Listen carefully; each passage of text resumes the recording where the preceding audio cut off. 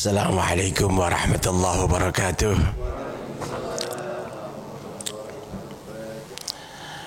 Bismillahirrahmanirrahim. Alhamdulillahilladzi arsala rasulahu rahmatan lil alamin. Asyhadu an la ilaha illallah wahdahu la syarika lah al-malikul haqqul mubin. وأشهد أن سيدنا ونبينا محمدا عبده ورسوله صادق الوعد الأمين. اللهم صل وسلم وبارك على سيدنا ومولانا محمد صلاة تغفر بها الذنوب وتصلح بها القلوب وتنطلق بها العصوب وتلين بها الصعوب وعلى آله وصحبه ومن إليه منسوب أما بعد. حضرات العلماء المحترمين والآباء الكرام, bapak-bapak, ibu-ibu segenap pengurus dan jamaah Masjid Jami' Ad-Da'wah, hamba Allah, umat Rasulullah, calon-calon penghuni surga,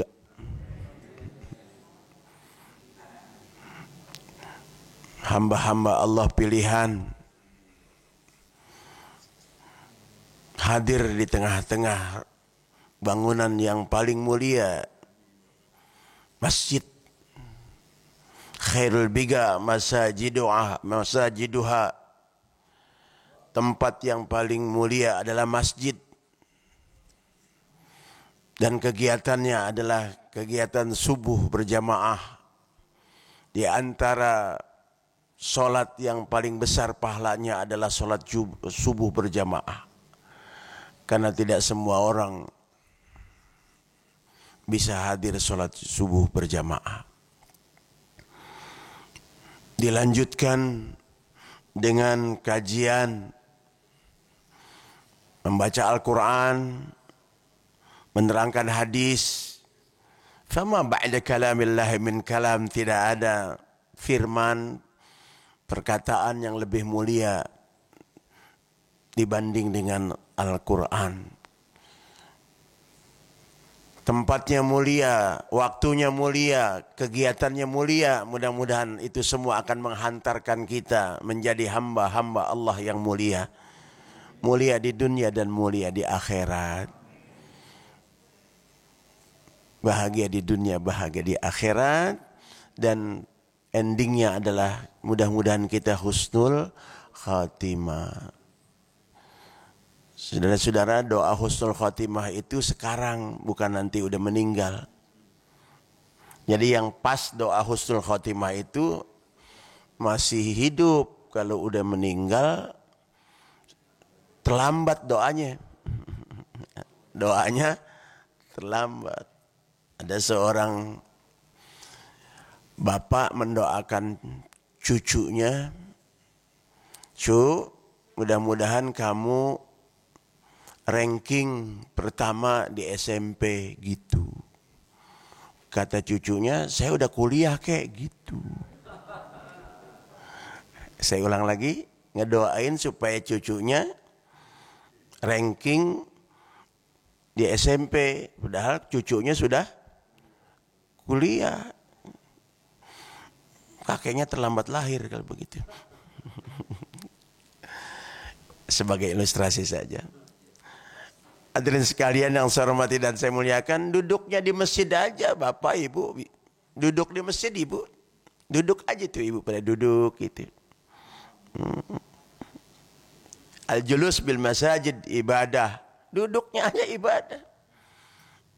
Nah, kalau sambil ngobrol ya kurang nilai ibadahnya. Ya, kalau sambil ngobrol gitu.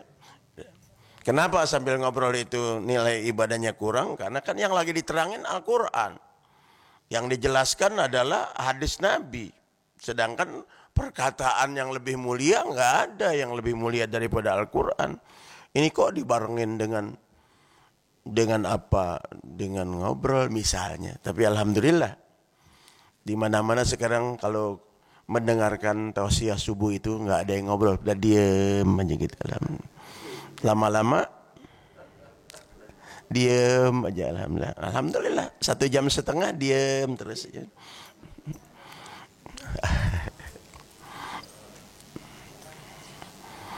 Idza ra'aitum ar-rajul ya'tad bil masjid fashhadu lahu bil iman. Kalau kau lihat orang yang senantiasa ke masjid, itu saksikan, pastikan orang itu beriman.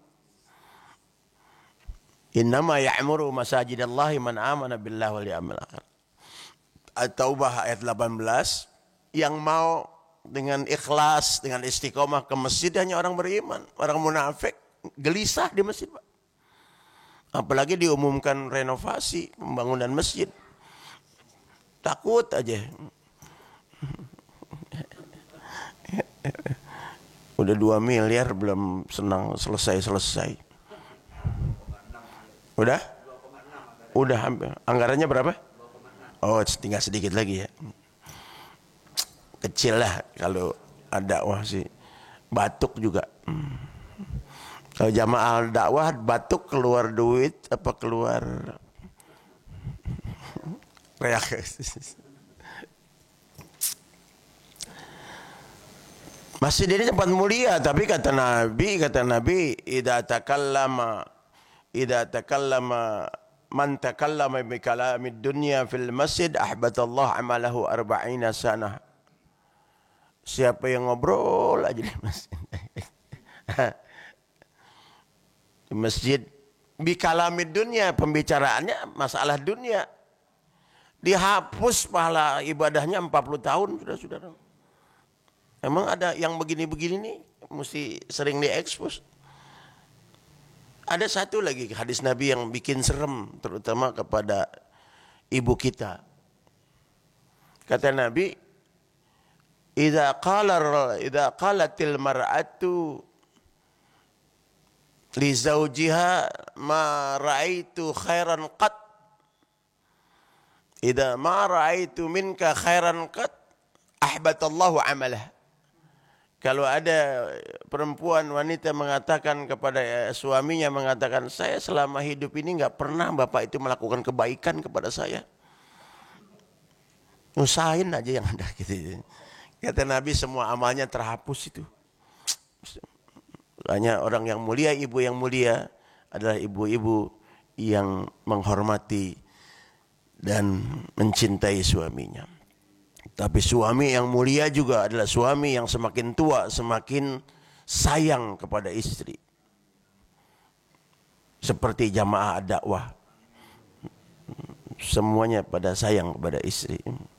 Alhamdulillah. Saudara-saudara yang saya hormati dan saya muliakan, tidak ada perkataan yang lebih mulia dibandingkan dengan kajian kita. Itu surah Fussilat ayat 33. Surah Fussilat ayat 33. Oleh karenanya saudara-saudara yang saya hormati dan saya muliakan, perbedaan umat Nabi dengan umat yang lain, termasuk terutama kepada umat Nabi Nuh. Nabi Nuh itu usianya di antara Nabi yang terpanjang usianya. 950 tahun, Bu. Tapi di dalam riwayat bahwa jamaahnya, umatnya hanya ada perbedaan pendapat. Ada yang cuma belasan, ada yang 45, tapi yang termasyhur adalah hanya 80. Usia Nabi Nuh itu 950 tahun, tapi jamaahnya, umatnya yang nurut cuma 80 maksimal.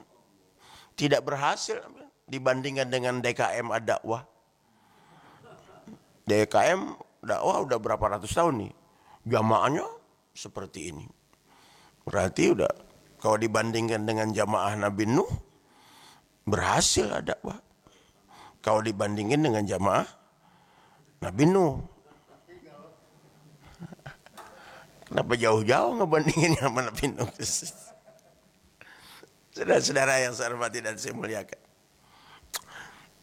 Oleh karenanya, pertama yang ingin saya katakan, manfaatkanlah sarana prasarana masjid ini untuk betul-betul mendekatkan diri kepada Allah Subhanahu wa taala. Semua kita termasuk khatib, termasuk ustadz, imam. Bayangkan saja imam saya jadi imam itu diatur.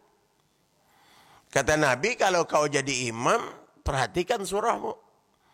Jangan terlalu panjang.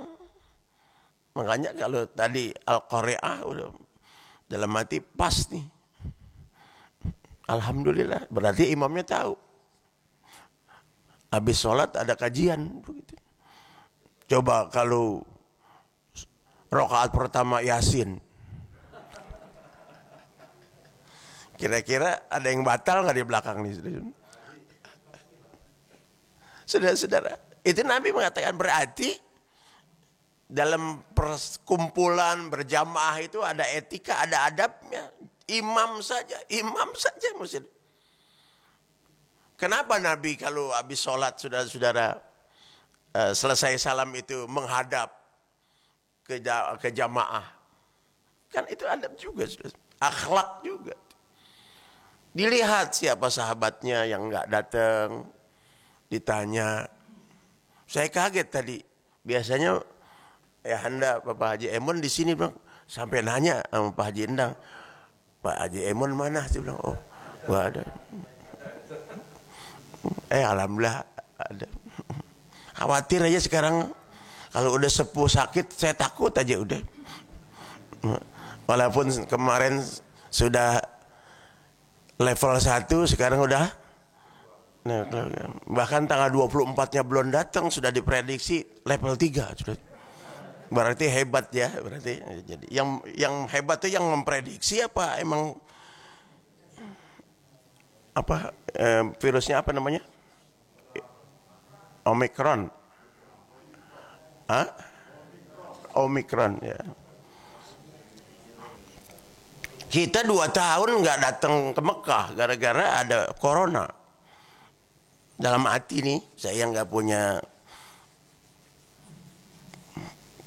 kekuasaan apa-apa. Coba orang-orang yang di negara-negara yang dikhawatirkan itu jangan masuk dulu ke Indonesia. Coba dong, supaya dalam rangka antisipasi ini boleh. Kan kalau berarti kan berinteraksi. Kita aja orang Indonesia nggak boleh masuk ke Mekah, itu haji. Kita mati ya. Udah Pak Endang dah, kalau Pak Endang jadi menteri. Kira-kira kalau Pak Haji Endang jadi menteri, yang pantas menteri apa nih? Menteri pemuda peranan wanita.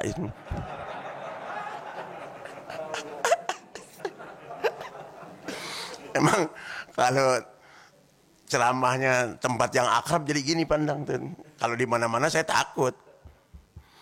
Tapi pantas juga ya peranan wanita pandangnya. Saudara-saudara yang saya hormati. Di masjid saudara teristimewa saudara-saudara. Di hari Jumat itu kalau khutbah sedang disampaikan ada orang yang mendiamkan, menegur temannya aja dengan kata-kata faqad lagha, sia-sia itu Jumatnya nggak dapat pahala. Au asyara bisababati, atau menunjuk gitu. Sampai segitunya itu di masjid etikanya. Makanya rugi orang kalau sholat Jumat di samping orang yang biasa ngobrol. Rugi. Sudah yang berbagi. Itu hari Jumat. Di hari Jumat, dalam hadisnya, siapa yang datang di jam-jam pertama akan memperoleh pahala seperti berkorban seekor onta.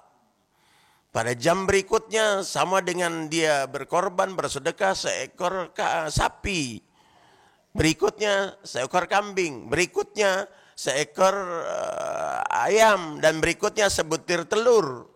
Dan yang terakhir, apabila khatib sudah berkhutbah, itu malaikat-malaikat pencatat itu yang ada di pintu-pintu masjid itu duduk dan ditutuplah catatannya. Itu masyhur. Makanya nanti ada orang yang sholat Jumat nggak ada catatannya. Nanti di yaumil mizan, yaumil hisab. Di yaumil mizan, yaumil hisab. Waktu dihitung, dicatat kemana loh, kok nggak ada. Kamu tinggal di mana? Kelapa Gading. Dekat Adawah, dekat. Nggak pernah sholat Jumat. Nggak pernah. Setiap saat saya datang, nggak pernah ketinggalan. Tapi nggak ada. Dikonfirmasi sama malaikat-malaikat. Apa ini dulu? Apa ini komputer kita kena virus? Nggak mungkin komputer malaikat kena virus. Begitu dikonfirmasi, diklarifikasi, nggak taunya datangnya belakangan terus. Apabila datangnya belakangan, khatib sudah berkhutbah, malaikat itu sendiri ikut mendengarkan khutbah dan ditutup. Makanya kalau terlambat, jangan sampai khutbah atau khatib sudah berkhutbah. Ada juga, begitu 9:30 udah jalan ke masjid Ad-Da'wah. Ditanya, Bapak mau kemana? Mau ke masjid, sholat Jumat? Iya. Pengen dapat ontak ya? Gitu. Bukan. Kenapa? Di rumah nggak bisa tidur. Ternyata ingin pergi segera ke masjid itu pengen apa? Maaf, saudara-saudara. Ternyata tergantung niatnya, ya tergantung niat. Makanya khatib itu, saudara-saudara, makanya khatib itu dia punya PR itu, pekerjaan rumah untuk menarik. Intonasinya harus disesuaikan dengan keadaan. Zaman dulu Sayyidah Umar nggak pakai loudspeaker kayak begini, suaranya kedengeran kemana-mana. Sekarang, jadi mesti Rasulullah idza khataba alal mimbar, Rasulullah apabila berkhutbah di atas mimbar itu, ala sautuh wa ihmarra wajhu ka'annahu qaidu qaisin jaishin. Rasulullah kalau berkhutbah suaranya lantang, mukanya sampai kemerah-merahan, seperti komandan perang yang akan menyiapkan bala tentara. Mana ada komandan yang siap gitu. Saudara-saudara. Jadi karena gaidu jaisin, saudara-saudara. Nah, sarana menjadi wajib. Ma la yatimul wajib illa bihi fahuwa wajib. Sesuatu yang wajib, satu kewajiban tanpa sempurna dengan kewajiban dengan sesuatu yang lain, maka sesuatu yang lain pun menjadi wajib. Kita wudu dengan air. Ketika keran di rumah kita rusak, nggak mengeluarkan air, maka memperbaiki keran menjadi wajib juga. Berkhutbah supaya terdengar oleh jamaah, hukumnya rukun Jumat. Wajib artinya. Jadi kalau begitu memperbaiki speaker, mikrofon juga wajib, saudara. Banyak masjid yang di mana-mana, kemana-mana kedengeran. Di dalam enggak. Ini yang bikin pegel khutbah, penceramah apa. Makanya jangan salahkan kalau banyak orang yang enggak datang ke masjid. Dia bilang enakan di rumah. Apalagi kalau pengajiannya tausiahnya malam. Lebih enak di rumah sambil mengikuti ikatan cinta. Ikatan cinta. Semua sekarang seluruh Indonesia, ibu-ibu di mana-mana saya keliling, Pak. Semalam baru pulang jam 1 saya, makanya ditelepon sama Pak Haji Syakur 1:30 ya belum terangkat. Maru. Saudara-saudara ya, alhamdulillah sudah bagus ya. 2 tahun gak ada kegiatan. Job di cancel. Begitu dibolehkan. Pak Gubernur itu kan bilang sama Habib Ali di Kuitang, sudah buka pengajian gitu. Buka. Nah, barometernya Kuitang, buka pengajian. Wah, ustaz-ustaz udah semua. Setiap malam, setiap hari. Sampai kulkas nggak bisa ditutup, pendang. rusak pintunya. Ada sekali yang saya hormati dan saya muliakan. Kembali lagi, itu masjid. Betapa kita sedang ada. Masjid itu pertama Nabi mengatakan al-masjid baitu kulli mu'min. Masjid itu adalah rumah setiap orang yang beriman. Jadi kalau ada kekurangan di masjid itu kewajiban kita. Ya, kewajiban kita. Semua kita. Kalau DKM pengurus ya tentu ada pengurusnya, tapi kewajibannya kita semua. Tapi dengan kata lain baitullah. Masjid ini rumah Allah. Rumah Allah sudah. Bahasanya rumah baitullah. Makanya mulialah orang-orang yang masuk ke rumah Allah. Kita masuk ke istana saja. Kemarin-kemarin nggak pernah, atau zaman Gus Dur aja masuk ke istana. Tahlil di sana. Zaman Gus Dur kan tahlil, Pak. Maulid. Sekarang nggak ada lagi presiden yang pengen tahlil. Bukan masalah kita. Saudara-saudara yang diundang sama gubernur aja. Mohon maaf, saya diundang oleh Pak Budiono buka bersama. Diundang oleh Ibu Megawati dengan Pak Taufik Kemas di rumah dinasnya waktu jadi presiden. Girang man Pak Ustadz. Bahkan yang ikut girang, istri Ustadz juga girang. Orang nggak nanya aja dibilangin. Abi lagi ceramah di rumah Pak Budiono.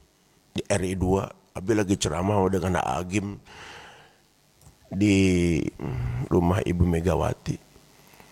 Enaknya di Sunsu makanannya enak-enak gitu.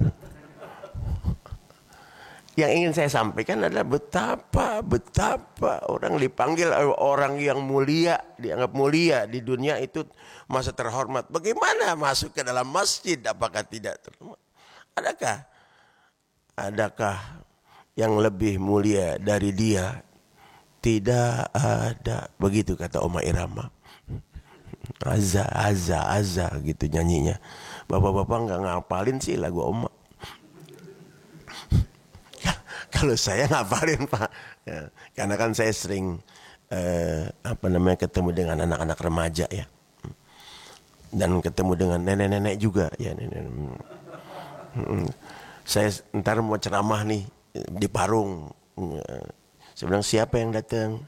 Ibu-ibu Pak Ustadz. Oh, tolong ya nanti yang paling depan, barisan yang paling depan, tolong ditaruh nenek-nenek semua. Dia pikir ustadznya tasawuf kali ini gitu. Saya bilang, tolong, bener Pak Ustadz? Enggak, usahakan nenek-nenek yang usianya 23, 24 gitu. Kata panitia nggak sanggup Pak Ustadz gitu. Kembali lagi saudara-saudara yang saya hormati dan saya mari kita muliakan, kita hormati masjid ini.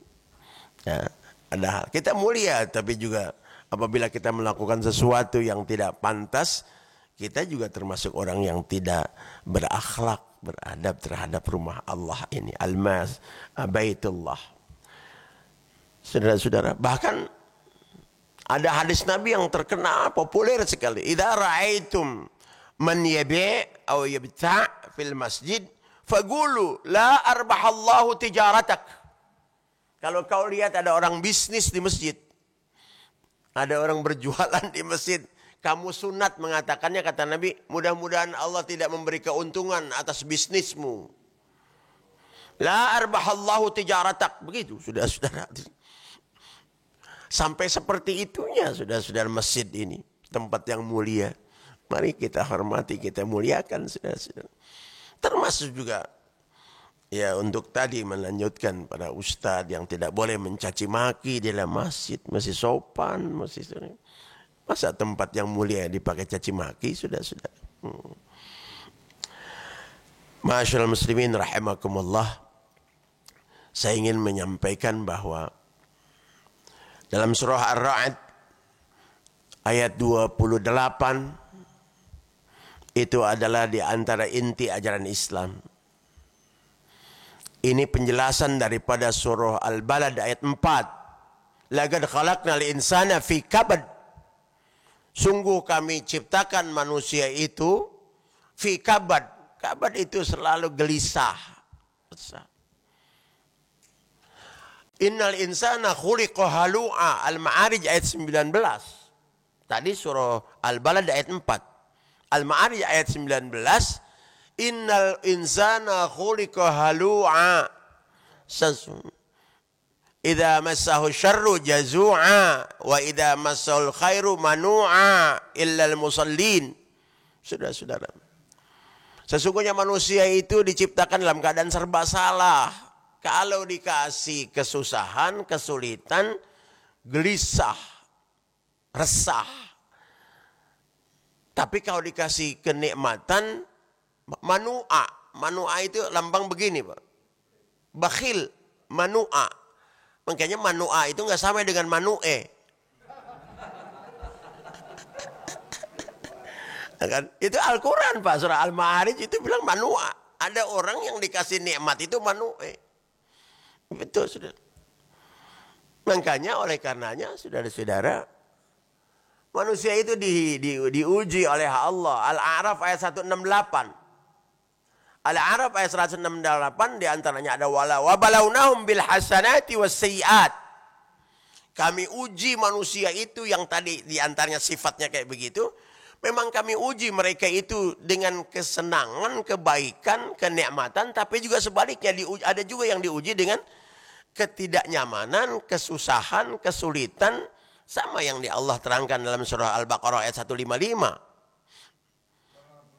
Ya, saudara-saudara yang saya hormati. Wala nabluwannakum bisyai'in minal khauf. Diuji. Ketika diuji dengan kesenangan, di sebelah sana ada yang ada kesulitan. Bayangkan bagaimana saudara-saudara kita itu akibat dengan erupsinya Gunung Semeru. Pada lari. Bagaimana kemarin itu tetangganya Pak Haji Endang itu kena rob itu. Iya, di sini tenang, alhamdulillah. Makanya kalau melihat sesuatu musibah orang, kita doakan dan kita bersyukur. Bersyukur kita, alhamdulillah.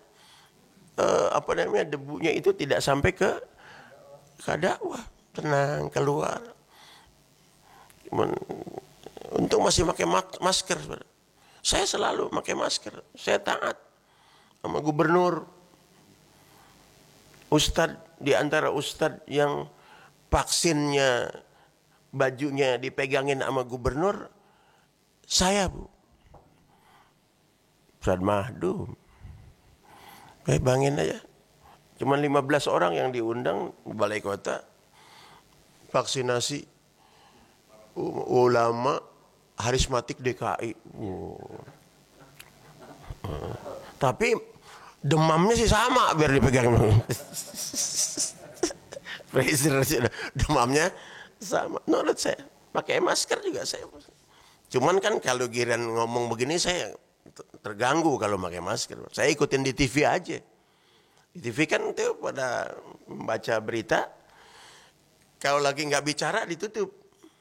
Tapi kalau lagi bicara dibuka. Mestinya kan ditutupnya kalau lagi ngomong mestinya. Saya ngurutin TV tuh. Jadi salahin dia. Dan saya kalau saya memang begini, wah sejam setengah misalnya, cepat mati saya. Kurang oksigen. Mohon maaf. Saudara-saudara yang saya hormati. Balik lagi. Wa balawnahum bil hasanati was sayyiat. Al-A'raf ayat 168. Jadi ini untuk menenangkan kita. Kami uji mereka, kata Allah itu dengan yang enak-enak. Dan sebelah sana ada yang enek-enek. Di sana ada yang dapat nikmat. Di sini ada yang habis ketipu. Pinjaman apa yang online itu? Ya Allah. Sebelum ini ramai di kampung-kampung itu bank keliling. Disingkatnya bangke. Wah, banyak orang yang pada susah dijual rumahnya gara-gara bank keliling. Sampai-sampai di suatu tempat ditulis bank keliling dilarang masuk. Saya sering ke puncak sana dengan ibu-ibu gitu. Dia bilang, di sini mah tidak ada Pak Ustadz bank keliling teh, yang ada bank emok gitu. Ya. Jadi kan ternyata transaksinya sembari Emok begini, oh Bang Emoknya naon. Tidak taunya Bang Emok itu jadi transaksinya sembari duduk. Emok itu bahasa Sunda Pak Syakur. Pak Syakur nggak tahu deh, nggak ngerti dia. Saudara-saudara yang sana. Nah ketika dapat kenikmatan dan dapat kesulitan, jawabannya Al-Hadid 23. Al-Hadid 23. Makanya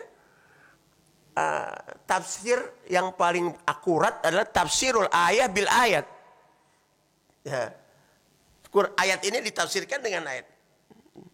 Dan alhamdulillah itu adalah waktu saya ngaji dengan Kiai Haji Muhammad Hashim Adnan, di antara sekian ratus itu mahasiswa itu, alhamdulillah saya ranking pertama.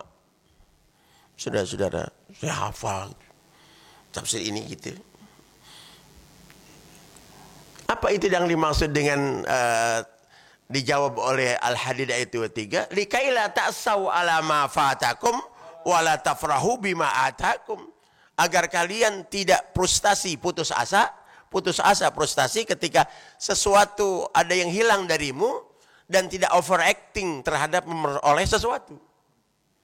Udah jawabannya begitu. Hidup ini wa tilkal ayyamu nudawiluha bainan nas. Hari-hari itu kami putarkan di antara manusia. Enggak ada yang kekal dan abadi. Kullu man 'alaiha fan wa yabqa wajhu rabbika dzul jalali wal ikram. Enggak ada yang. Saya di dakwah ini enggak tahu udah berapa puluh tahun, masih sekarang aja udah rambut udah putih semua pandang. Walaupun ini ada akibatnya. Dulu kalau tanggal 10 Muharram, saya kan anak yatim dari tahun 68, Pak. Anak pegawai negeri golongan rendah. Jadi setiap tanggal Muharram, lebaran anak yatim kalau kata orang Betawi, saya dipanggil sono diusap, malah saya diusap. Nah yang ngusap ini banyak nenek-nenek, Pak.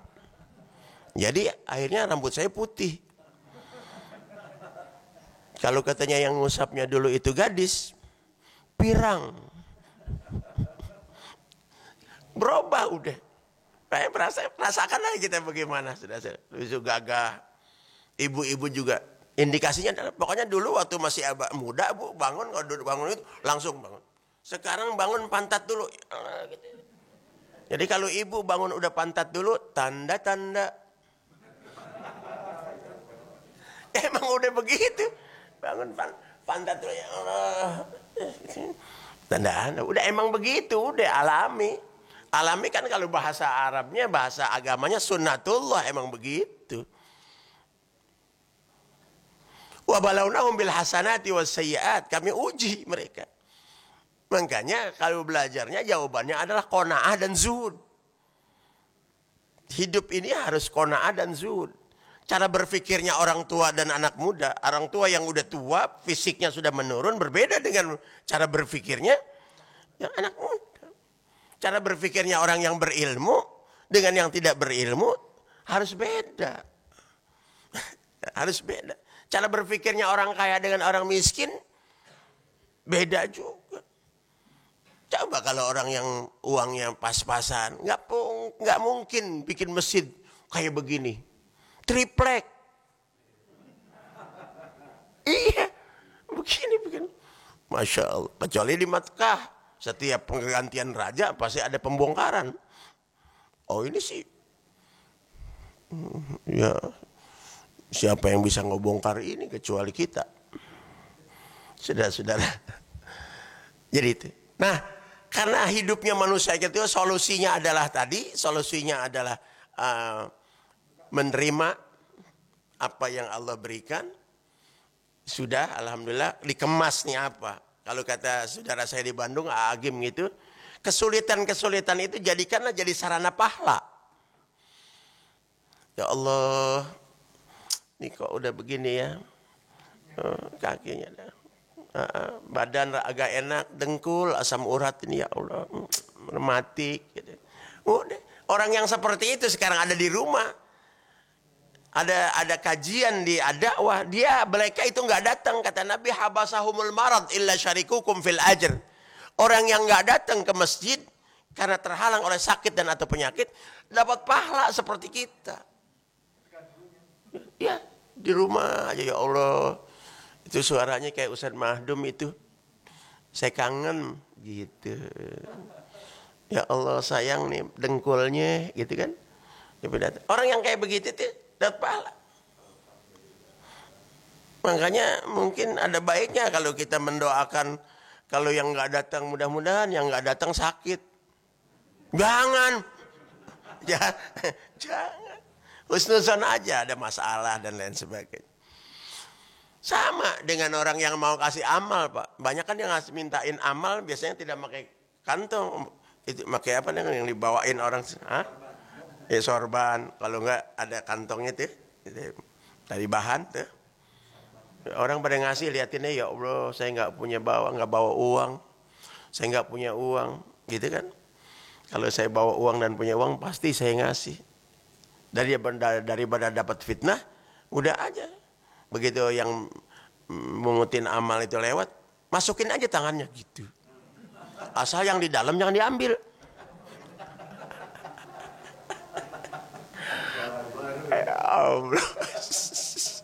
Hidup ini Pak emang pada kiat-kiat. Ngaji juga Pak, ngajar. Saya ceramah itu saya ngajar di rumah itu pulang pesantren tahun 76 Pak mulai. Kalau pensiun mah udah pensiun saya.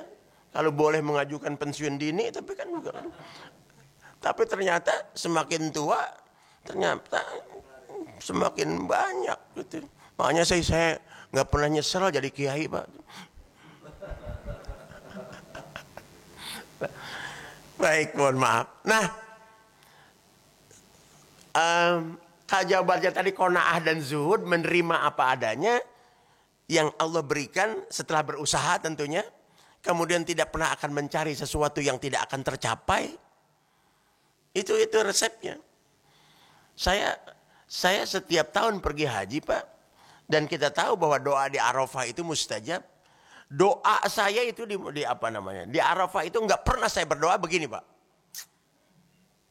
Ya Allah, sepulangnya saya dari tanah suci Arafah ini, angkat dan jadikanlah saya seorang kapolsek.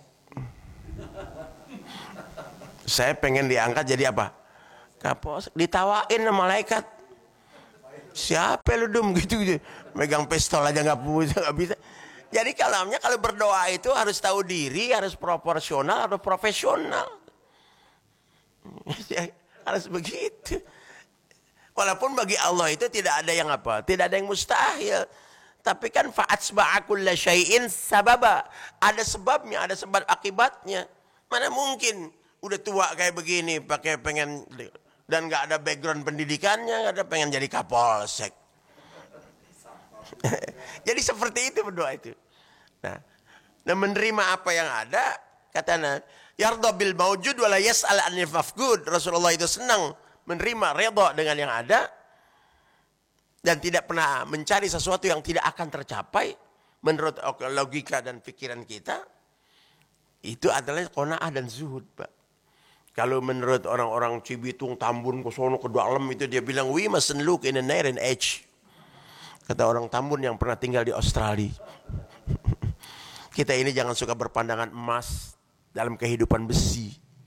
Kalau udah tua mah jangan belagu kayak anak muda. Udah maghrib masih kelantar, kelintir, pakai celana pendek. Gak pantas. Udah tua. Udah punya cucu. Ada ibu-ibu di sana. Roknya pendek.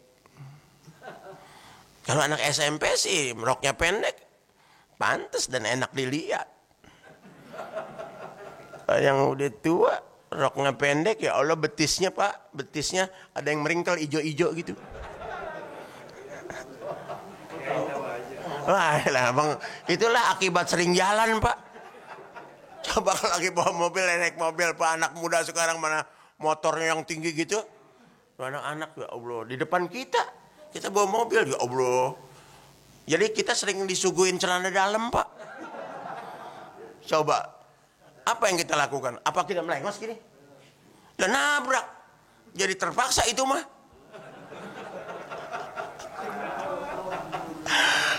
Ya Allah. Makanya dulu saya waktu pesantren diajarin ada ungkapan bahasa Arab.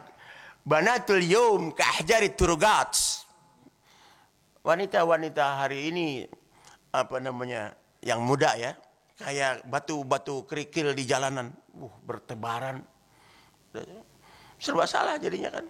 Kita melengos nabrak, kita liatin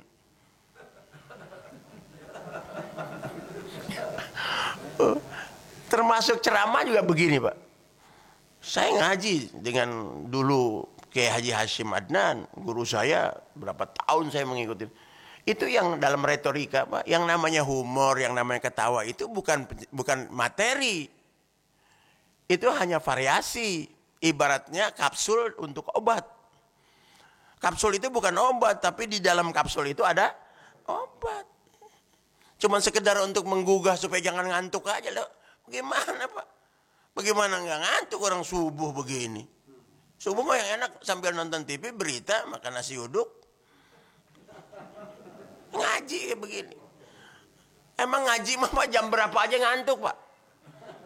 Coba ya pilih deh, saya ngajar. Subuh saya ngajar.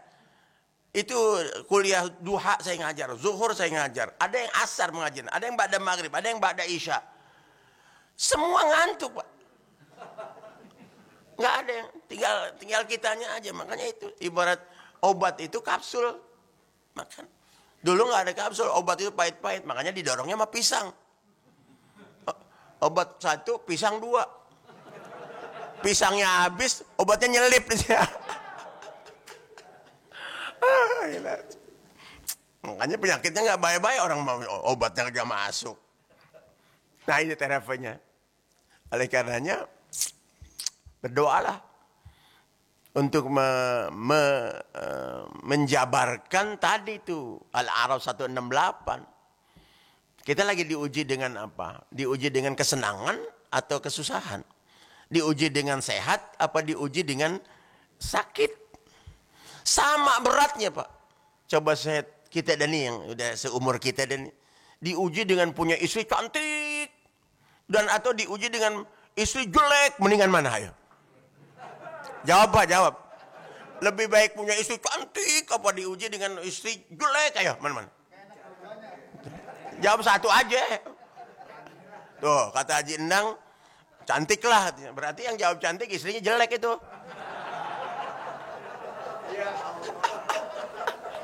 Iya Pak. Coba kalau istri terlalu cantik, nggak betah di kantor kita. Pengen pulang aja. Jadi nggak enak juga. Nggak enak juga. Istri terlalu jelek juga. Jadi malu kalau dibawa resepsi pernikahan Pak. Mama sana mah. Parah. Sama. Kenapa disuruh di Al-Quran ada surah An-Naml, surah semut Pak? Itu kan dalam penelitian. Binatang yang paling besar toleransinya dan kebersamaannya semut Pak. Setiap ketemu dengan temannya, berjumpa dengan teman, selalu salaman dan cepaka-cepiki. Semut. Akur betul sama temennya. Padahal nggak pernah ngaji di ad-dakwah. Orang yang dari dulu ngaji di ad-dakwah masih ada yang melengos sama tetangga. Jadi kalah sama semut. Itu semut tuh. Semut kalau diuji dengan kesusahan, bertahan dia. Ada pala ikan teri satu digotong rame-rame. Itu semut tuh. Semut digotong. Ada nasi satu digotong, itu lagi susah.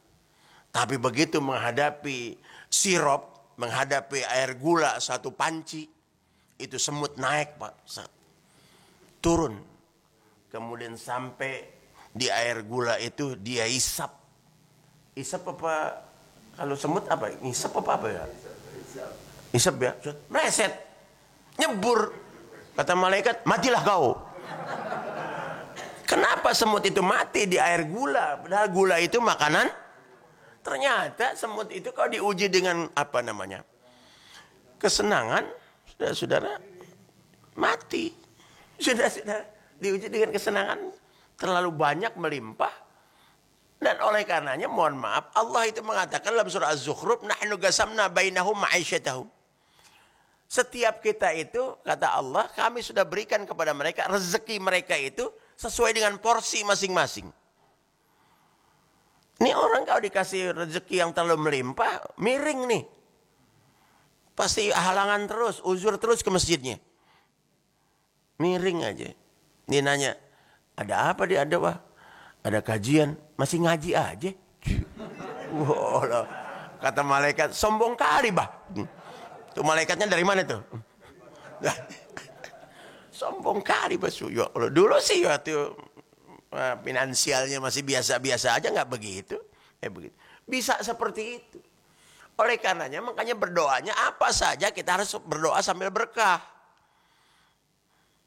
Makanya Robbi firli warhamni wajburni warfa'ni warzukni wahdini. Di warzukni tapi ada wahdini. Minta rezeki dikasih rezeki tapi juga taufik hidayah. Kalau wahdini warzukni tidak wahdini percuma bu. Anak kita doain supaya rezekinya banyak. Dulu waktu masih kuliah masih sekolah. Dia taat sama orang tua. Tapi begitu dia finansialnya gajinya udah tinggi. Kedudukannya udah tinggi. Udah nggak hormat lagi kepada orang tua. Nggak berkah. Itu warzukni tapi tidak wahdini. Dulu sebelum nikah dengan laki-laki itu. Anak kita yang perempuan itu hormat kepada orang tua. Tapi begitu nikah dengan laki-laki itu. Saya sekalian nunjuknya ke atas pak. Dengan laki-laki itu sudah tidak hormat. Berarti kan pengaruh apa? Berarti mantu itu tidak membawa berkah kepada kita. Dulu sebelum punya istri, anak itu hormat. Tapi begitu nikah dengan wanita itu, jadi pelit, medit. Orang tua nggak ada perhatian. Dikasih tahu orang tuanya sakit aja nggak datang. Mama sakit tuh. Iya, sibuk gue. Mama udah di ruangan ICU. Biarin. Udah gawat nih, udah koma. Iya. Sudah. Mama meninggal. Emang kalau gue datang hidup lagi? Itu kalau punya anak mati cekek aja hidup-hidup dah, cekek aja deh. Jangan lu mati duluan gitu sudah. Cuma aja punya anak gue masih hidup aja. Udah nggak perhatian apalagi nanti. Udah meninggal dunia nggak Rabbik firli wari waridaya warhamhuma. Saudara-saudara. Kembali lagi saudara-saudara. Wa balawnahum bil hasanati was sayyiat. Itu terapinya. Tapi Ar-Ra'd ayat 28 ini yang ingin saya sampaikan endingnya. Alladzina amanu wa tatma'innu qulubuhum bidzikrillah. Ala bidzikrillah tatma'innul qulub. Sesungguhnya mereka orang-orang yang tenang hatinya dengan zikir kepada Allah. Dengan zikir kepada Allah. Hanya dengan zikirlah kepada Allah hati-hati orang beriman akan menjadi tenang. Zikir itu bisa zikir lisan, bisa zikir perbuatan. Itu yang susah. Sinergi antara zikir. Afdhalu zikri la ilaha illallah. Zikir yang utama adalah la ilaha illallah. Dia sudah bisa baca. Keutamaan la ilaha illallah sudah. Dia baca. Di antaranya adalah saya baca di dalam kitab Tankihul Qaul. Bahwa man qala la ilaha illallah khalisan mukhlasan dhaba syaitan kama yadubur rasal minan nar. Siapa yang membaca la ilaha illallah sekali dengan ikhlas, setan-setan penggoda lumer seperti timah terbakar api. Makanya orang yang sering zikir, sering sholat, munajat, nggak pernah takut sama setan, apalagi kesurupan. Makanya nggak pernah ada ngedengar Ustadz itu nggak ngajar, kenapa? Lagi kesurupan. Masa Ustadz kesurupan? Nggak ada. Ustadz kesurupan nggak ada. Apalagi ngakunya dari mana ini?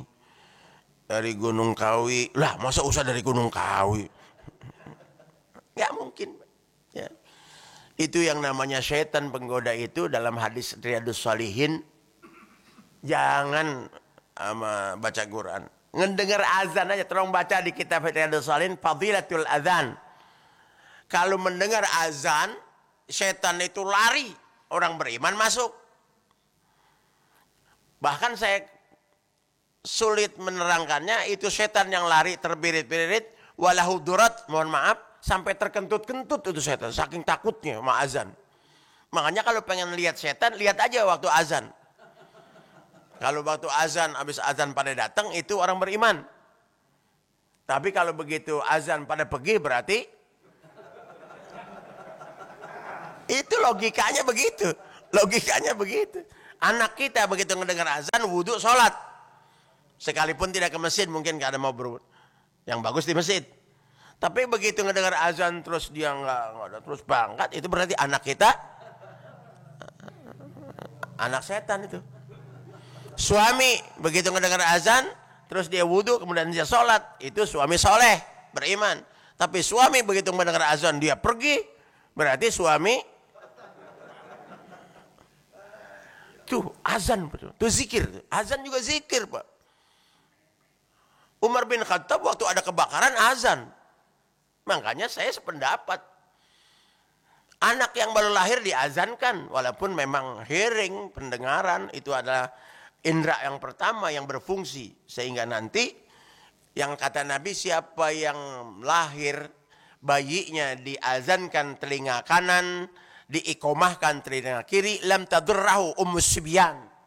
Dia tidak akan tergoda takut oleh kuntil anak. Ummus sibyan itu kuntil anak.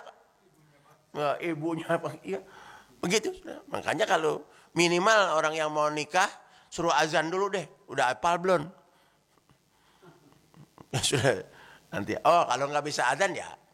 Makanya kalau memang lahir sebaiknya di rumah sakit yang dokternya Islam. Ntar kalau rumah sakitnya nggak Islam, ntar haleluya, puji Tuhan. Gini, rela anak kita digituin, sudah. Itu keutamaannya. Waktu mau menghembuskan nafas terakhir, terus baca la ilaha illallah, jaminan surga, dakhalal jannah. Itu benar, Pak. Tapi sekarang ada profesor yang nggak percaya dengan itu. Masa cenah surga bisa cuman baca la ilaha illallah? Oh, nggak semudah itu. Sakaratul maut, mabok, sakarah artinya mabok, maut menghadapi mati. Lagi maboknya bisa baca la ilaha illallah, apalagi lagi sehatnya. Jadi nggak mungkin orang yang lagi sehat nggak pernah baca la ilaha illallah, waktu mau meninggal baca la ilaha illallah, nggak mungkin. Lagi koma, Pak, lagi serat. La ilaha illallah. Ya orang biasa baca la ilaha illallah. Tapi kalau biasa ngomel terus, ya man syabba ala syai'in syabba alaih. Siapa Allah bisa karena biasa. Kalau biasa ngomel, setan lo, sialan lo, anjing lo. Dan ntar kalau waktu mau mati, sialan lo, anjing lo. Betul, hati-hati itu. Apalagi udah tua begini, biasain aja zikir udah. Menjelang maghrib zikir, baca salawat. Kata Nabi, zayyinu masajidakum bis salati alayya. Iya. Hiasi masjid kamu itu dengan sholawat kepadaku. Kalau pakai kaligrafi silahkan, tapi yang paling utama baca. Sudah baca sholawat. Siapa yang nanti yang terdekat kepada Allah, kepada Rasulullah di hari kiamat di surga, orang yang paling banyak baca sholawat. Kalau ngalamin amal mah ya nggak mungkin. Saya bilang sama anak-anak remaja, kita kalau punya uang 200.000, jangan ngarep-ngarepin nginep di hotel mulia. Nggak mungkin lah punya duit 200.000, nginep di hotel mulia Senayan. Toiletnya aja juga lebih cakep dari kamar tidur kita. Ya kan? Jangan ngarep punya duit 200.000. Nah tidurnya 200.000 tuh yang di samping terminal tuh. Itu. Spraynya aja belum diberesin. Masih acak-acakan kalau kita masuk. Pak Ustadz tahu aja, ya gue nanya. kan murid Ustadz banyak dari tempat yang paling tinggi. Nah kan saya ceramah deh, wakil presiden, sampai RT, kan saya datang juga. Kalau Ustadz kan bukan pejabat, diundang di mana aja mesti datang. Di ruangan yang adem gitu ya, pernah diundang. yang setengah adem ada, yang apa namanya ceramah di masjid musola, yang apa namanya yang dindingnya masih bilik gitu ada, tripleknya rusak ada, ya kan? Ada. Saya ceramah di Purwakarta di atas ke atas itu. Habis ceramah saya dipanggil sama Abah Somad. Nah, Cep Ustad, makanya Cep saya di sono mah dipanggilnya. Cep Ustad, mangga Abah pangmilarikeun ieu dana cenah. Corong cariin dana, pikeun naon Abah? Pikeun ngawangun gitu. Ternyata orang sono ngebangun itu bahasa Sundanya ngawangun. Terus ngawangun naon? Iya masjid. Ternyata bilang masjid itu masjid. Saya bilang Abah di Jakarta masjid mah anakna Pak Harto.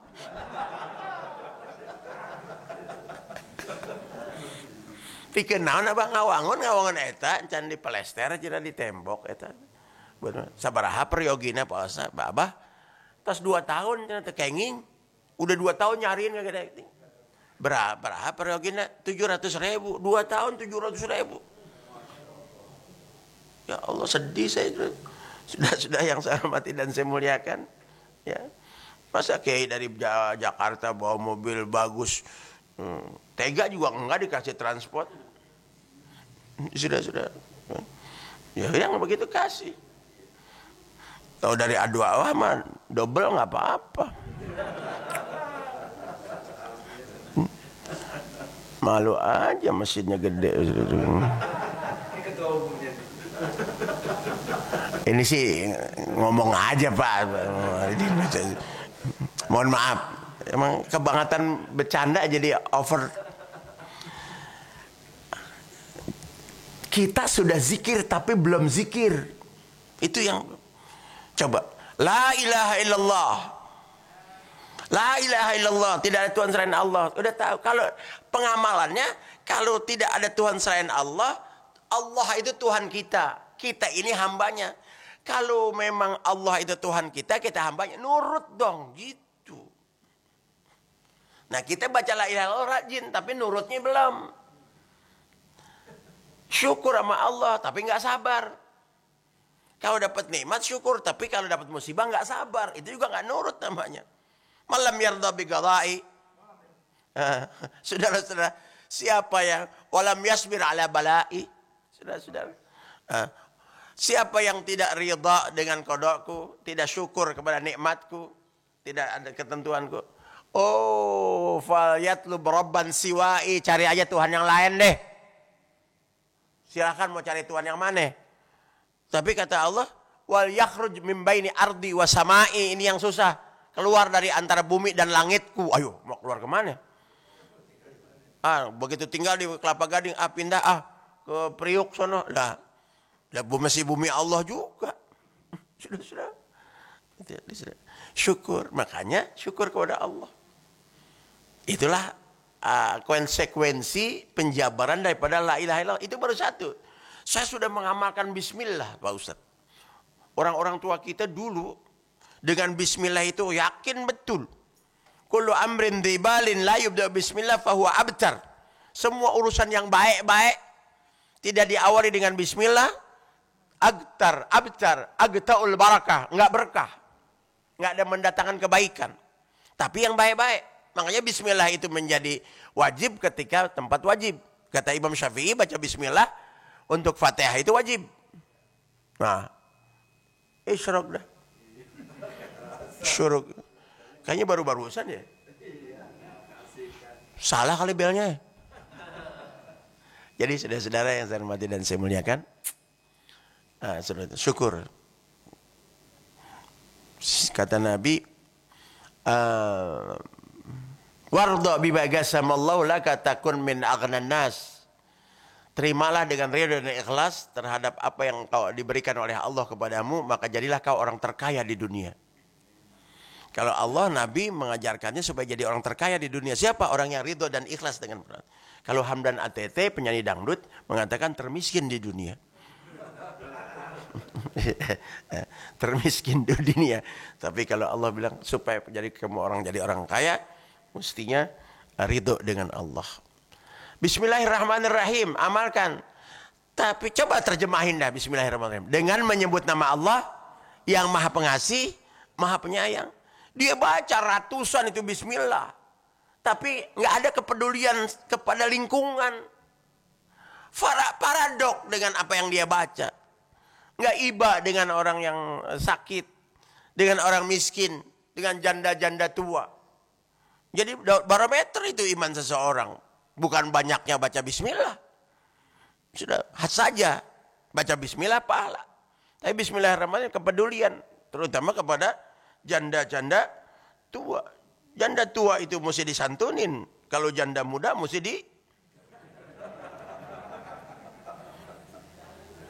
ya terserah dah, tergantung kebutuhan ya, tergantung kebutuhan. Sudah. Saya nggak boleh salah ngomong soalnya dia dakwah ngomongnya.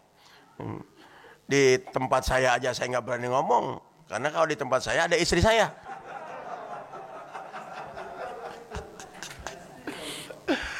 Tapi yang benar adalah mari masjid ini adalah menjadi sarana untuk meningkatkan iman, sarana untuk mengkaji dan kajian.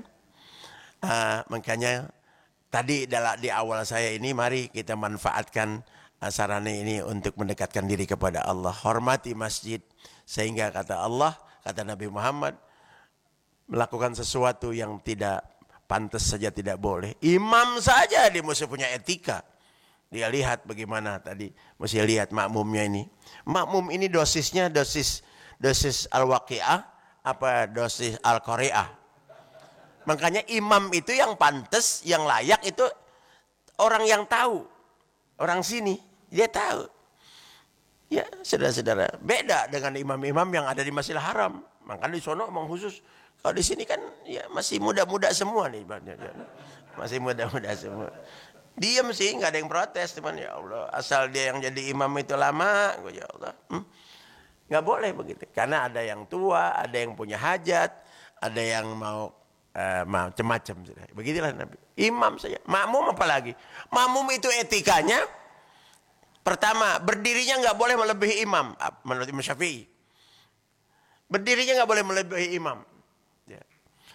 Kalau biasa, mesti rapat. Sekarang masih ada ya suruh ya tadilah udah diumumin gitu sudah hebat emang mesti kita harus berusaha dan berdoa. Tapi sebelum lupa menghadapi virus COVID pandemi ini satu hadis qudsi Nabi mengatakan atau Nabi Allah berfirman ya Musa idza asabatka musibah wa anta ala ghairi wudu'in fala talumanna illa nafsak. Wahai Musa kalau kau kena musibah kena wabah kamu dalam keadaan tidak berwudu, jangan salahkan siapa-siapa kecuali dirimu sendiri. Begitu pandemi kayak begini, perbanyak wudu. Jangan cuman mau ke masjid baca wudu. Jangan cuman mau sholat wudu. Mau keluar rumah wudu. Mau resepsi pernikahan wudu. Mau ke pasar wudu. Pulang segera wudu. Itu adalah salah satu penangkal wabah. Itu Nabi. Rapat, ya diatur aja. Cuman ada masjid juga yang agak lebay Pak. Saya ceramah kayak begini. Itu 2,5 meter jaraknya Pak. Dia bilang ya Allah ini kan kalau dalam situasi kondisi aman. Kalau ada celah-celah itu setan tempatnya. Nah ini sih bukan setan nih. Jin rapat di situ. Biasa. Udah sekarang udah bagus ya. Mudah-mudahan negara kita, kota kita, wilayah kita terhindar dari yang tidak kita inginkan. Tapi kan hebat. Tanggal 24-nya belum datang udah level 3. Terus berusaha hormati masjid, kemudian agar tenang hidup ini, mari kita laksanakan perintah Allah, syukur dengan apa yang ada, sabar dengan musibah yang ada. Kemudian zikir kepada Allah dan amalkan zikir, itu yang akan mendatangkan ketenangan hidup. Syukur ketika dapat nikmat, sabar ketika dapat musibah. Mudah-mudahan Allah berikan berkah taufik hidayah untuk kita. Sampai di sini aja kajiannya. Mudah-mudahan pertemuan kita pertemuan yang dirahmati, perpisahan kita perpisahan yang dilindungi. Allah mengampuni dosa kita, dosa kedua orang tua kita dan guru-guru kita. Allah menjadikan anak-anak kita anak-anak yang soleh, yang taat kepada Allah dan Rasulnya, berbakti dan menyenangkan kedua orang tua, berguna bagi agama nusa dan bangsa.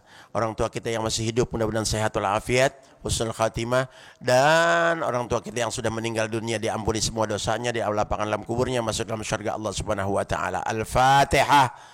A'udzu billahi minasyaitonir rajim. Bismillahirrahmanirrahim. Alhamdulillahirabbil alamin arrahmanir rahim maliki yaumiddin.